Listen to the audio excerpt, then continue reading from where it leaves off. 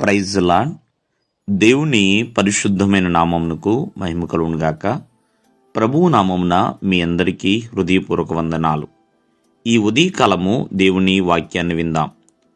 Mark సువార్త 8వ అధ్యాయము 33వ వచనము. అందుకాయన తన శిష్యుల వైపు తిరిగి వారిని చూచి, సాతానా నా వెనకకు పొమ్ము. ప్రియమైన వర్లరా, ఇక్కడ యేసుక్రీస్తు వారు తన శిష్యులతో మరి కొన్ని విషయాలు ఆయన సెలవిస్తున్నారు. ఏమి విషయాలు ఆయన పంచుకుంటున్నాడంటే, మనుష్య కుమారుడిగా ఉన్న యేసుక్రీస్తు వారి హింసలు పొందుతాడని, పెద్దల చేత ప్రధాన యాజకుల చేత ఆయన అప్పగించబడతాడని, మరి ఎన్నో ఇబ్బందులు పడి ఆయన చంపబడతాడని, 3 దినములైన తర్వాత తిరిగి లేస్తాడని వారికి శిష్యులకు బోధిస్తున్నప్పుడు ఆ విషయాన్ని ఎంతో బహిరంగంగానే యేసుక్రీస్తు వారు బోధిస్తున్నారు. కానీ పేతురు మాత్రం అవేమీ పట్టనట్లుగా ఉంటున్నాడండి. ఇంకా ప్రభువునే గద్దించడానికి చూస్తున్నాడు. అప్పుడు పేతురుని సాతానా నా వెనకకు పొమ్ము అని యేసుక్రీస్తు వారు గద్దిస్తున్నారు. ప్రియమైన వర్లారా, ఎందుకంటే పేతురు దేవుని సంగతులని ఏమాత్రం కూడా లక్ష్య పెట్టట్లా.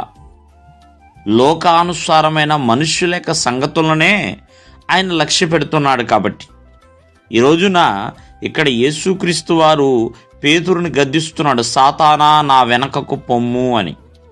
ప్రియమైన వర్లారా, ఒకసారి ఆలోచించండి. ప్రతి ఒక్కరి జీవితంలో ఆత్మ సంబంధమైనవి కాకుండా లోక సంబంధమైన వాటి విషయాల్లో మరి ఎక్కువగా లక్ష్య పెడుతున్నారేమో. అవి దేవునికి ఇష్టం లేనివండి. దేవునికి ఇష్టం లేదు.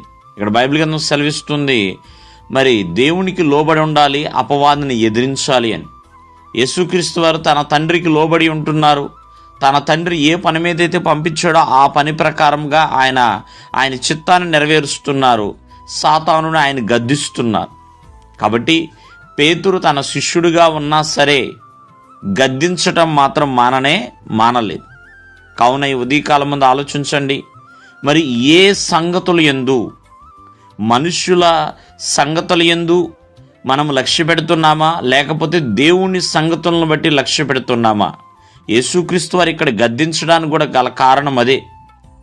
మరి పేతురు లోకానుసారమైన వాటి యందే ఆయన మనస్సు ఉంచాడు తప్ప దేవుని సంగతులు యందు, అంటే దేవుని చిత్తం ఏంటి, దేవుని పని ఏంటి, దేవుని ఆలోచన ఏంటి, తను ఏమాత్రం కూడా గ్రహించలేకపోయాడు.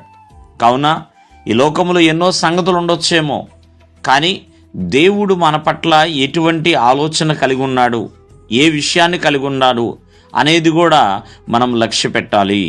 దేవుడు మిమ్మల్ని ఆశీర్వదించునుగాక. ఆమేన్.